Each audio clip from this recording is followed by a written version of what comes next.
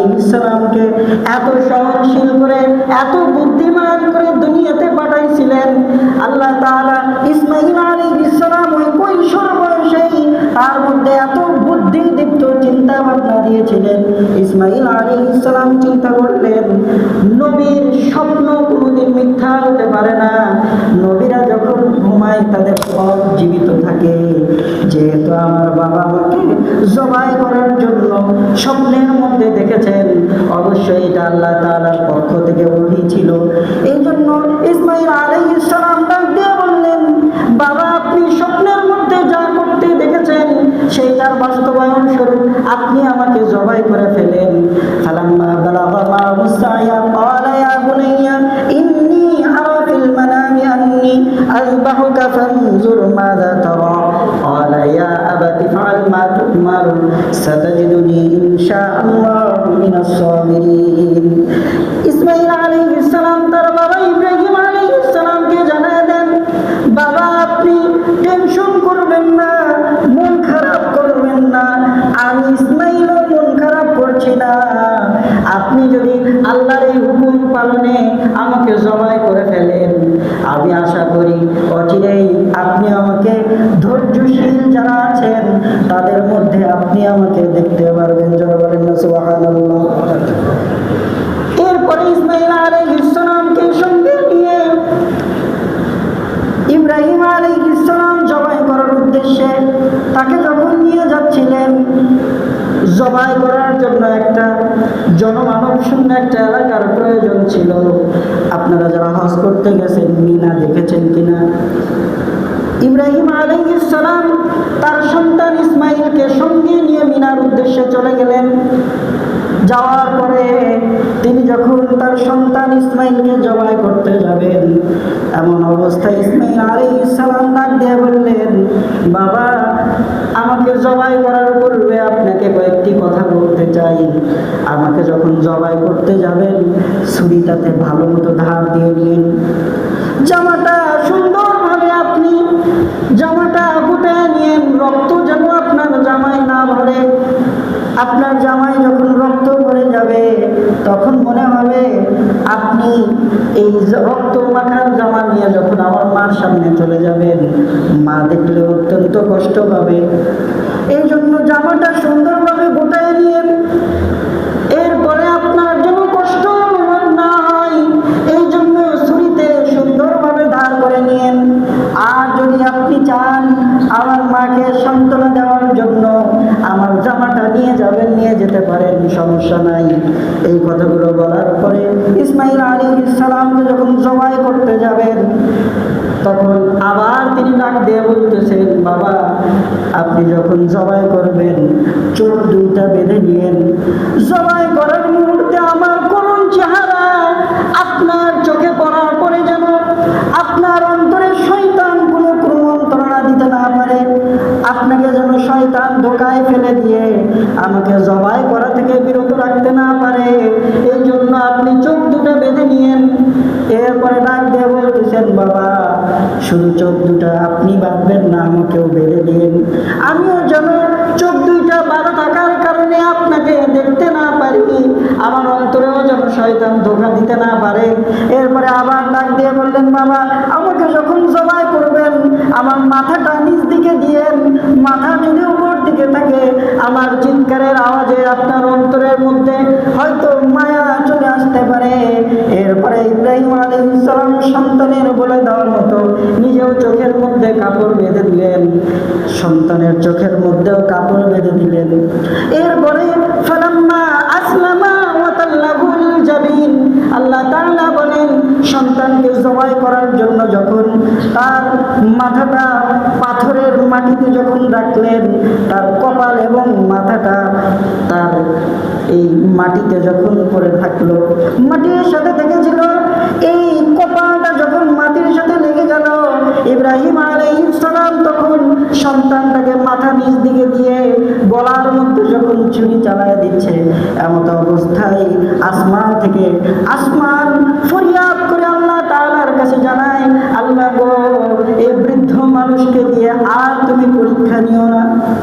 বাতাসগুলো আল্লাহ তাআলার কাছে দোয়া করতে থাকে,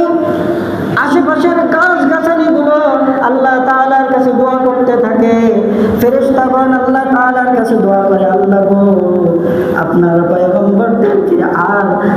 পয়গম্বরকে আর পরীক্ষা নিয়েন না।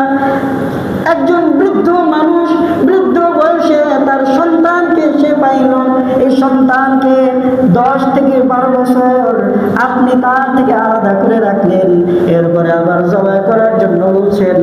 আল্লাহ গো, এটা আমাদের সহ্য হচ্ছে না। এমন পরিস্থিতি আল্লাহ তাআলা জিবরাইলকে জানায় দেন, জিবরাইল রে, যাও যাও আমার বন্ধু। ফালাম্মা আসলামা ওয়া তাল্লাহু লিল জাবিন ওয়া নাদাইনাহু আইয়া ইব্রাহিম। আমার বন্ধু আমার পরীক্ষায় উত্তীর্ণ হয়েছে, আমার পরীক্ষায় সফলতার সাথে 100 মার্ক পেয়ে সে পাশ করেছে। যাও যাও, জান্নাত থেকে একটা দুম্বা নিয়ে যে আমার বন্ধুর ছুরির নিচে তুমি ফেলে দাও।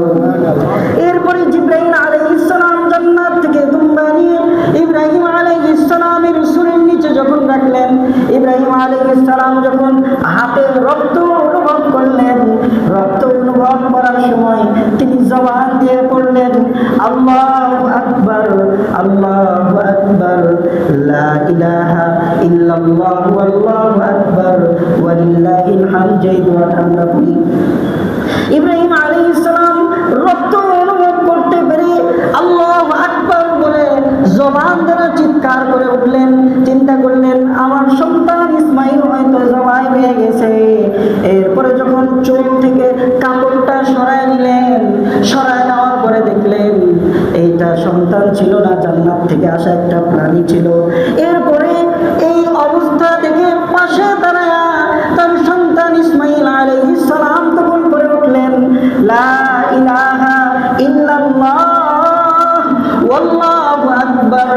এই কথাটি বলার পরে আসমান জমিনের মধ্যে যত ফেরেশতা, যত গাছগাছালি ছিল, সকলেই এক বাক্যে বলতে শুরু করে দিল, ওয়ালিল্লাহিল হামদ। এই বাক্যটা আল্লাহ তাআলার কাছে এত বেশি প্রিয় হয়ে গেল, কুরবানির দিন আসলেই আইয়ামে তাশরিকের মধ্যে 3 দিন আল্লাহ তাআলা এই বাক্যগুলো বলা কিয়ামত পর্যন্ত প্রত্যেকটা মানুষের জন্য ফরজ করে দিলেন। এই যে ইব্রাহিম আলাইহিস সালাম তার সন্তানকে কুরবানি করার জন্য নিয়ে গেলেন, সেদিন যদি ইসমাইল আলাইহিস সালাম কুরবানি হয়ে যাইত, প্রতি বছর আমাদের আদরের সন্তানগুলোকে আল্লাহ তাআলার নির্দেশনা মেনে এভাবেই কুরবানি করতে হতো। কিন্তু আল্লাহ তাআলা আমাদেরকে ভালোবাসার কারণে, আল্লাহ তাআলা আমাদেরকে মায়া করার কারণে আমাদেরকে পশু জবাই করার জন্য নির্দেশনা দিয়েছেন।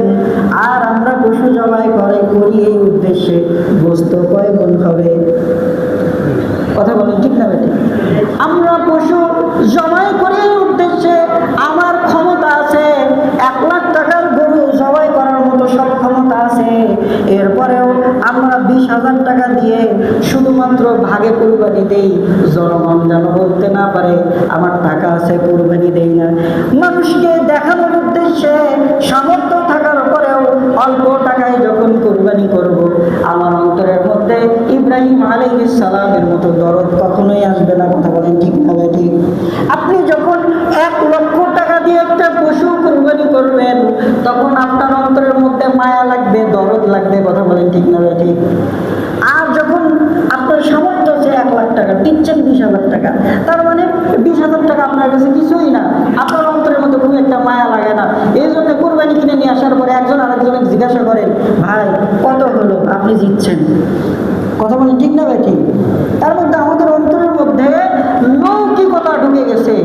এই লৌকিকতার কুরবানি আমাদেরকে কখনোই আল্লাহ পাওয়াবে না, আল্লাহ থেকে দূরে নিয়ে যাবে, শয়তানকে খুশি করাবে। কথা বলেন, ঠিক না ঠিক? এই জন্য আমাদের যার সামর্থ্য আছে 1 ভাগে কুরবানি দেব। যদি আপনি সামর্থ্য কম থাকে, আপনি 2 ভাগে, 3 ভাগে, 4 ভাগে, 5 ভাগে, সর্বোচ্চ 7 ভাগে দিতে পারেন।